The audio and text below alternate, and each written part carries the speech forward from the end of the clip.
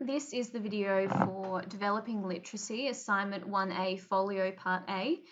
The word limit is 1,500 words plus or minus 10%. The weighting is 30%, and the due date is 5 p.m. Monday the 9th of April, which is in week 5.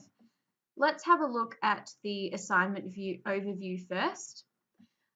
We are looking at the development of reading skills as an essential aspect of early primary education that sets children up for success in the subsequent years. The support of reading development is an essential role for early primary educators.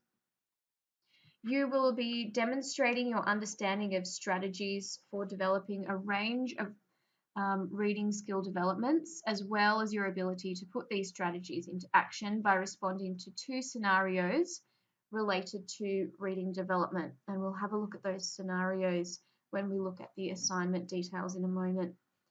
So the learning outcomes that we are looking at are below. We're evaluating a range of learning experiences and resources to engage children in learning appropriate to their strengths, interests, and needs. We're going to review and compare literacy programs and resources designed to assess children's communication skills, particularly oral language, reading, particularly in this assignment, grammar skills, and phonemic awareness, another big one for this particular assignment. You're going to evaluate methods and tools that support children with a wide range of skills in literacy and evaluate a range of strategies using ICT or information communication technology to enhance literacy teaching. Let's move on to the assignment detail and just have a look at exactly what that means for us. This is a folio and it's organized into 2 sections, and we'll look at that in a moment. But just looking specifically at the word folio, that means that this is not an essay, so it's not written in an essay format. You are able to use subheadings. In fact, it's preferable that you do use subheadings, and we will send out a template for you in due course that will be on the Padlet, so please keep your eye out for that. Again, we will be using subheadings for this assignment as it is in a folio format. You are going to respond to the following scenario based on reading development. So there are 2 students, Riley and Mia, and they are both in year 1.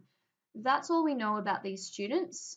We don't know the gender of either of these students. So we are going to refer to Riley and Mia by their first name or as the student. That just helps with our professional practice as well. So they are presented with the same text extract to read and comprehend. Now let's assume that this is the first time that Riley or Mia have been presented with this text extract. Here's a copy of the text extract here for you, and then the recordings below, which you should try to listen to as soon as possible. There's also a text alternative, which is really helpful. So make sure you do listen to these recordings, but you also have a text alternative. So this really helps you to unpack where the reading needs are for each of these students. But we'll talk about that a little bit more as we go on. So this one is Mia. So you can see where the student is actually sounding out different words throughout this text alternative, which is brilliant. So again, there are 2 sections to this assignment. Section 1 is 1,000 words. Sorry, my page is just jumping around a little bit there.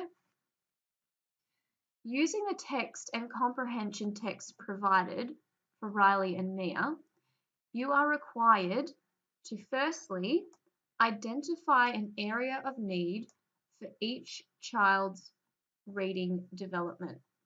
So as I said, a template will come out in terms of the format, but you want to unpack this section by looking at one student first. So you could start with Riley and unpack point 1, 2, and 3 for Riley.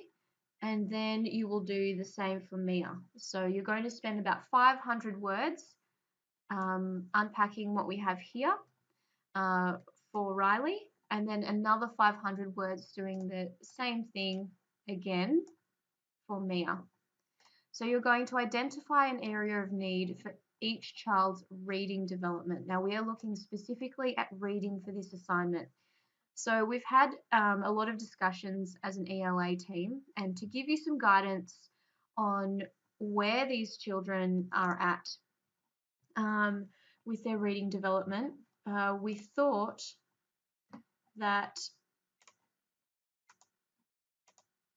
we would let you know that we have identified some learning needs for Riley. These are the main needs that we identified for the student, and they are phonological awareness, letters, sounds, and sight words, and vocabulary for reading. Now, it's not essential that you pick one of these as your identified learning need for Riley. However, as a team, we have listened to the audio and looked at the text extracts, and these are some of the areas that we've come up with. If you would like some guidance on where to go with the identified learning need for Riley, I would only pick one of those. They're two quite in-depth sort of areas. So you would be picking, you wouldn't be unpacking both of those. You would be looking at one aspect of one of those learning needs. Now, for Mia, as a team, we thought that Mia's identified learning need was certainly more around reading for comprehension or reading for fluency. Again, you wouldn't pick both of those learning needs, but these are just some ideas for you in terms of what you could select, what you could evaluate and unpack in your assignment in terms of these needs for these students. So that's identify an area of need for each child's reading development. Now, if you're wondering, so you've read the, you've heard the audio, you've looked at the text extract, you've had a look at the readings, you've picked up the e-text, where do you need to go next? So if you pop over to your e-text, and I'll just jump over now, there is a chapter called Understanding Reading. You really want to make sure that you have a really strong understanding of this chapter, particularly your foundational knowledge for reading, phonological awareness, knowledge about letters and sounds, letter-sound relationships, word recognition, sight words. This is a really important chapter to read as you start to think about this assignment. This is really good sort of foundational knowledge. Then you might like to jump over to chapter 10, which looks specifically at phonological awareness, letters, sounds, and sight words. So very convenient for the learning needs for Riley. So as you jump through this chapter, you'll see that there's so much information on phonological awareness and teaching phonological awareness, which is really important for I think it's the third dot point, but I'll come back to that in a moment.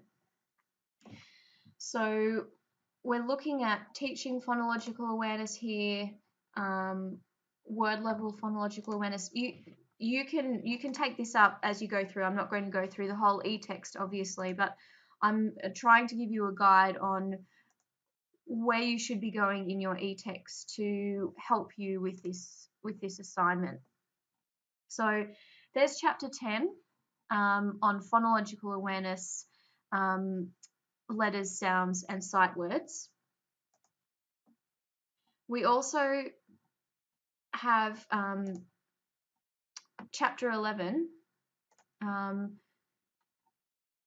vocabulary for reading and writing, and as mentioned here, it could be an area of need for Riley. So if that's what you wanted to pick, you could go to make sure you've got that foundational knowledge of reading, and then just dive into this chapter, and this will help you with your analysis for that identified learning need. Similarly for Mia,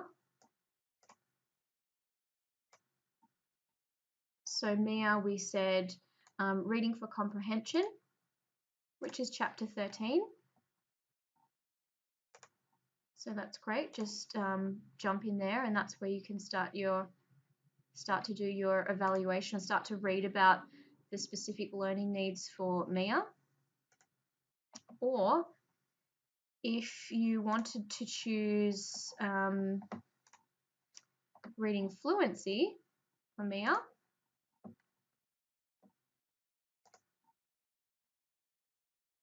you could jump down to chapter 14, which is going to give you all of the information that you need to do that identification of the learning need, which is that first dot point there in the assignment. So let's jump back to the assignment again. So that, I hope that helps you with identifying a learning need. Next, you need to select a teaching strategy that has been covered in the unit learning material and explains how that specific teaching strategy will support and extend each child's area of need in reading development. So that's why it's really important that you make this very clear about what the need is, because that is going to lay the foundation for the rest of your assignment. So the word strategy can be a little bit of a jargon word in teaching, and it can be used in lots of different contexts. So for the purposes of this assignment and for this unit, we are going to refer to teaching strategies. If you go over to the eText, and if you go to Strategies for Teaching Reading, which is chapter 12, you will see all of the strategies for teaching reading included in chapter 12. So there's no ambiguity. Yes, strategy can mean lots of different things, and that's fine. It might mean something different if you're in a different state or a different school context, or if you're reading a different journal article or paper. But for this assignment, we are defining teaching strategies as the following. So you might choose shared reading, guided reading, modeled reading, independent reading, buddy reading, reciprocal teaching. These are all unpacked here in chapter 12. So first you're looking at the need, you're evaluating the need from the audio using the eText, then you're jumping over to the strategies for teaching reading in chapter 12, and you're going to select one of these strategies that you think will support the reading need that you have identified for each of the students. So there's lots of information in here. I'll just jump over to, see, shared reading. Here's one. So you can start reading about shared reading, what that looks like, and you would include that here. You'd select a teaching strategy and explain how that specific teaching strategy will support and extend each child's area of need in reading development.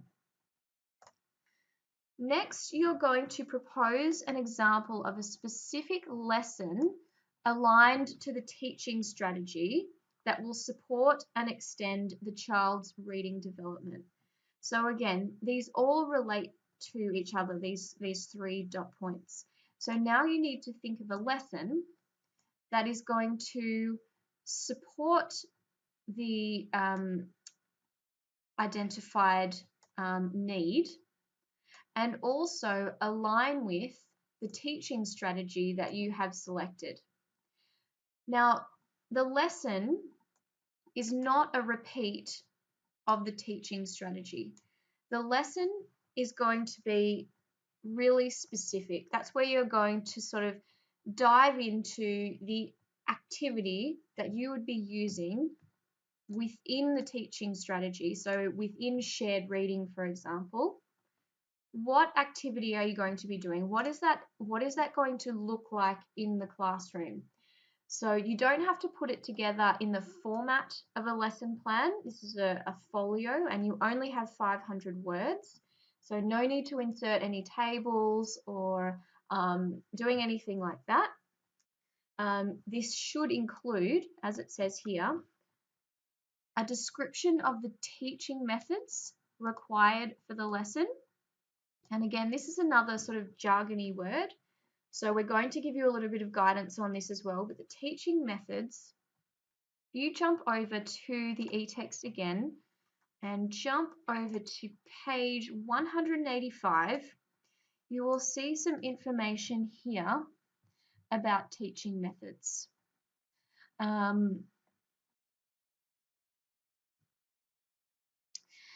Methods that are backed up by research, it says here on this page, and I'll just try and get rid of that. There we go.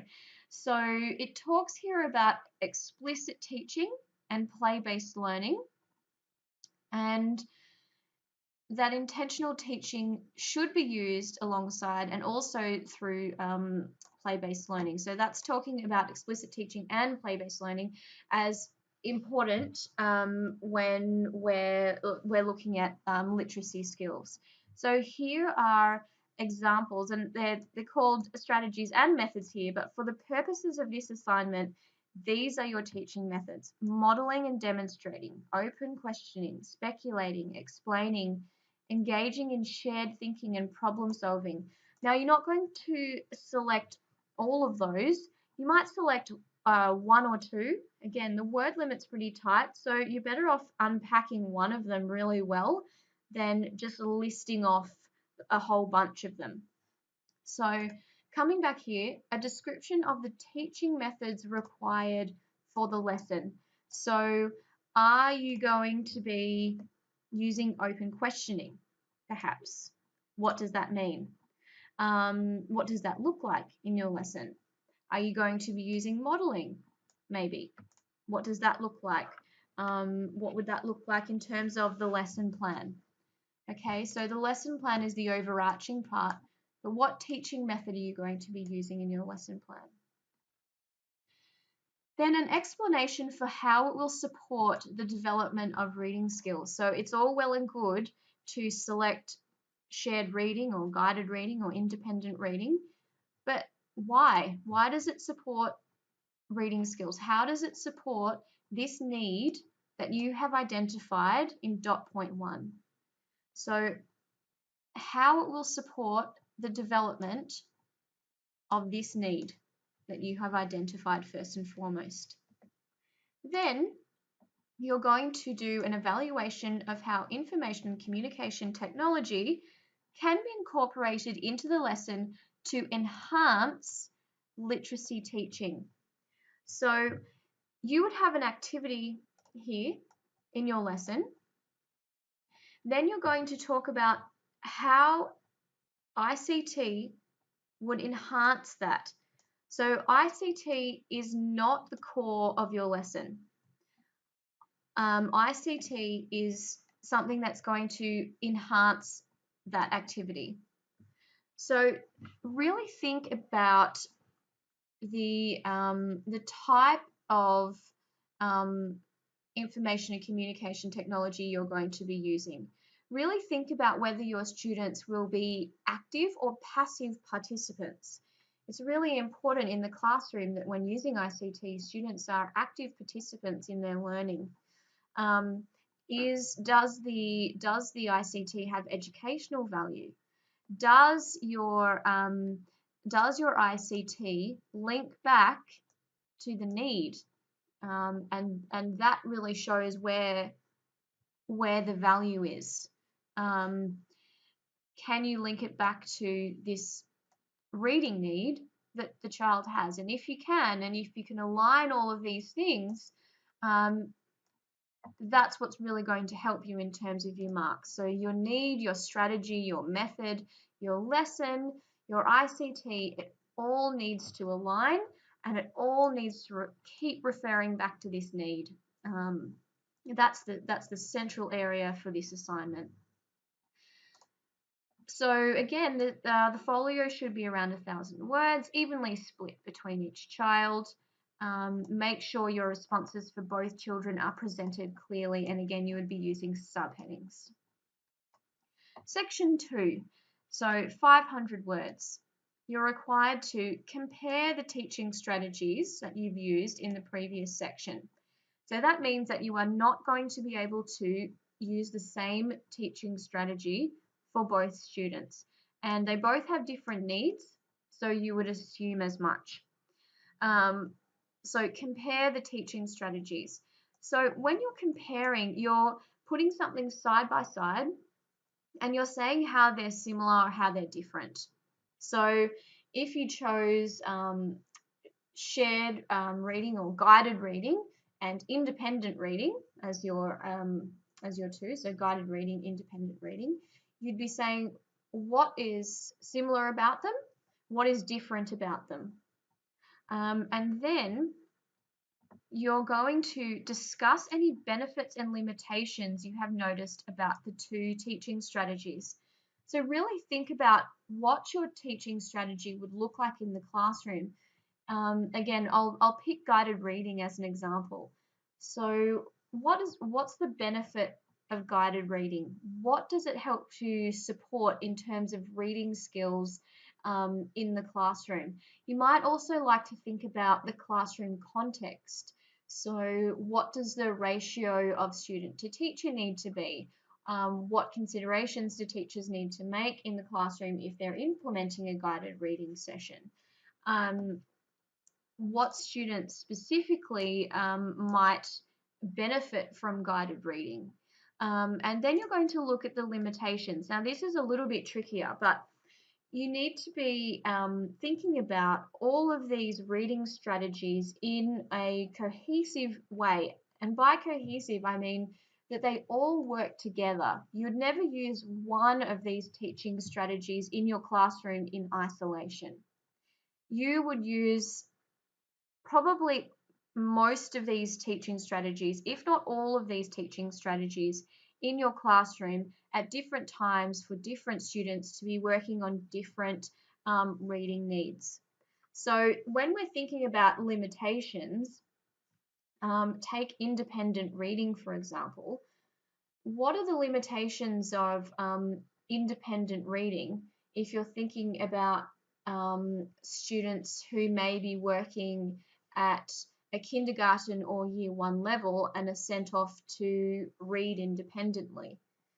You would probably expect that something like shared reading or guided reading might be done before you move into that stage of independent reading. And while they might be able to read for a very, very short time independently, does that give the teacher a lot of information about where that student needs to go next with their reading skills?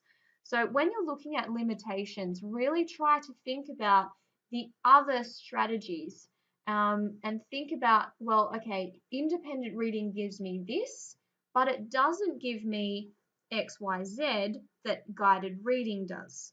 So that's how you're going to really pick up the limitations from your e-text when you're reading all about those teaching strategies.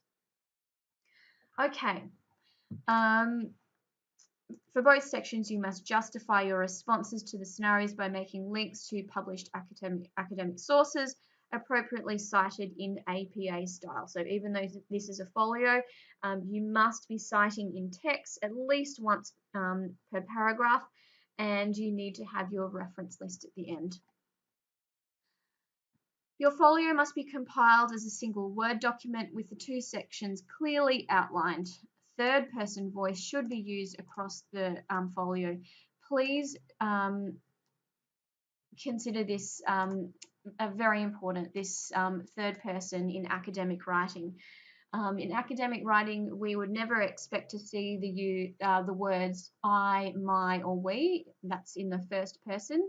So please make sure you are using the third person throughout your entire folio. If you're trying to make a point about something you have personally seen in your professional practice, try to find an example of that in a textbook or an academic source instead, and then use third person to really unpack that.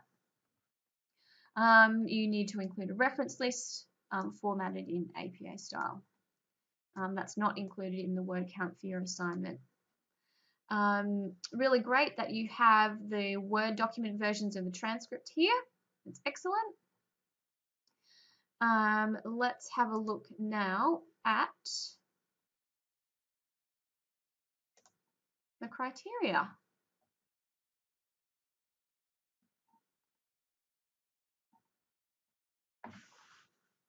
Okay, so we're looking at the identification and explanation of an area of need and a relevant teaching strategy that will support and extend each child's area of need in reading development,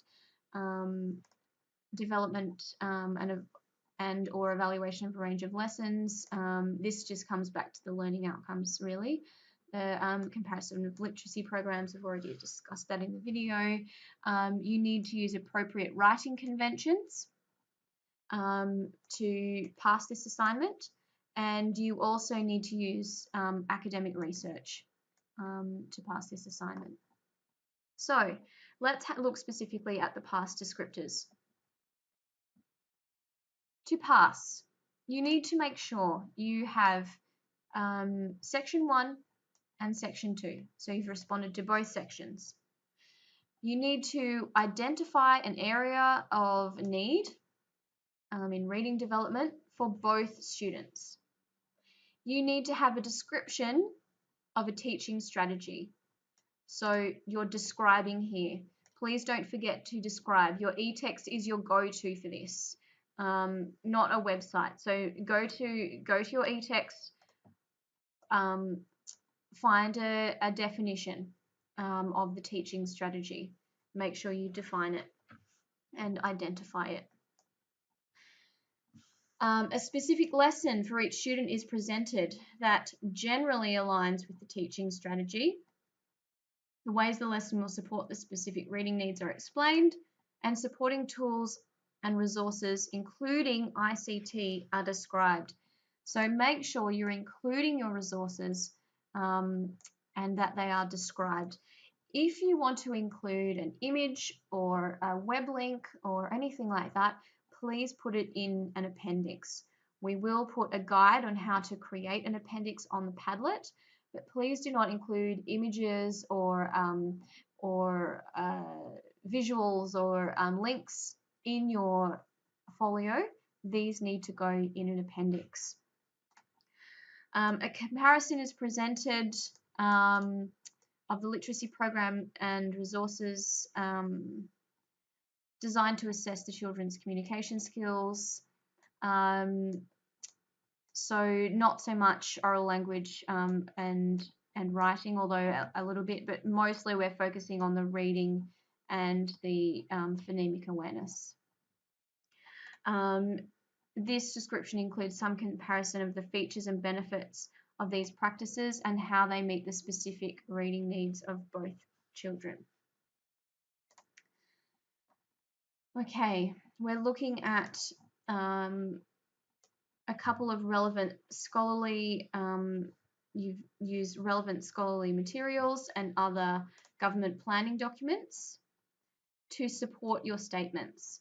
So this is where you can start to bring in your curriculum documents. So you can open up your Australian Curriculum English and use it to help support your statements around literacy, specifically around reading or reading and viewing. You must adhere to relevant conventions of English and have an appropriate degree of structure and formality in your writing. You must proofread, So please use Studiosity if you haven't already. It's a fantastic resource.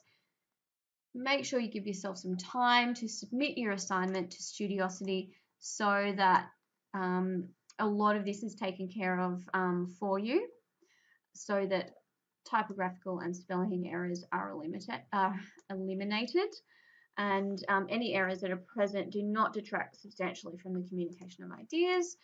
A range of relevant scholarly material and other relevant government planning documents are cited in APA style. So again, you do want to be coming back to your e-text and coming back to the Australian curriculum English. Now, to achieve a credit, you need to identify the learning need, obviously. And to achieve a credit, you need to use evidence to support the identified need.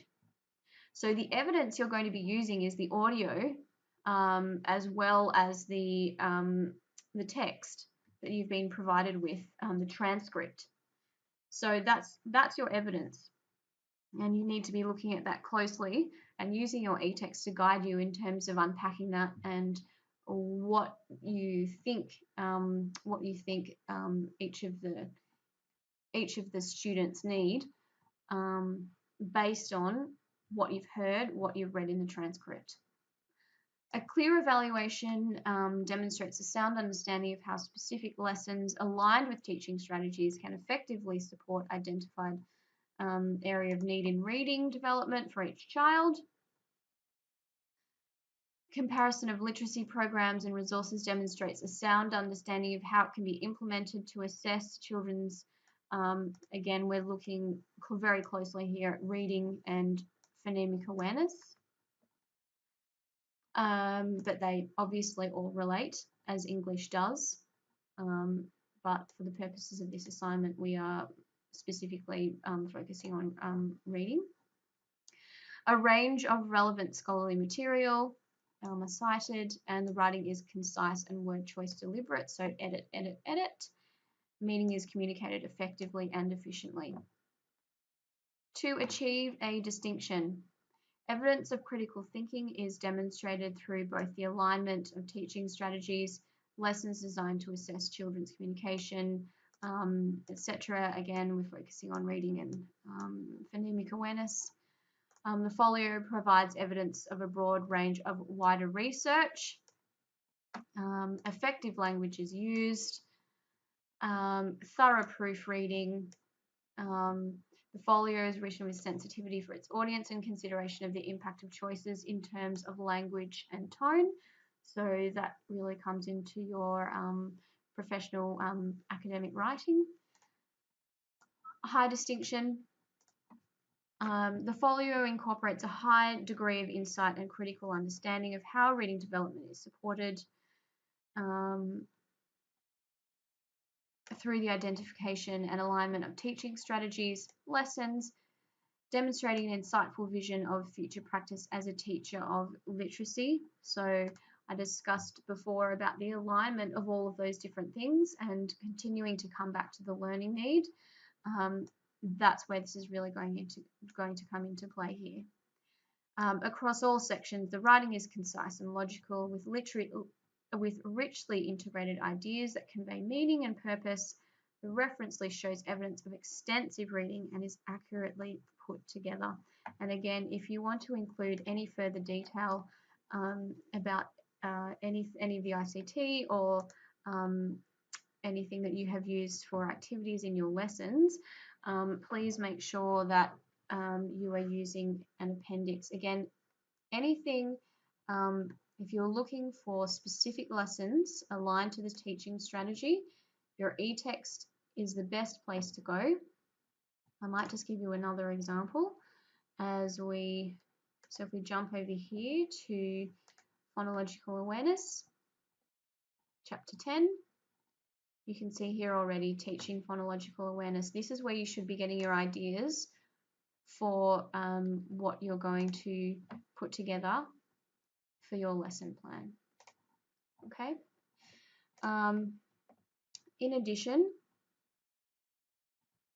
this here is where you really want to be thinking about how you can incorporate links to the curriculum.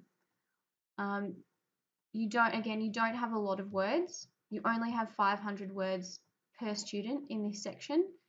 So really, I would be picking out one really pertinent outcome that relates to the area of need and be talking about how this lesson and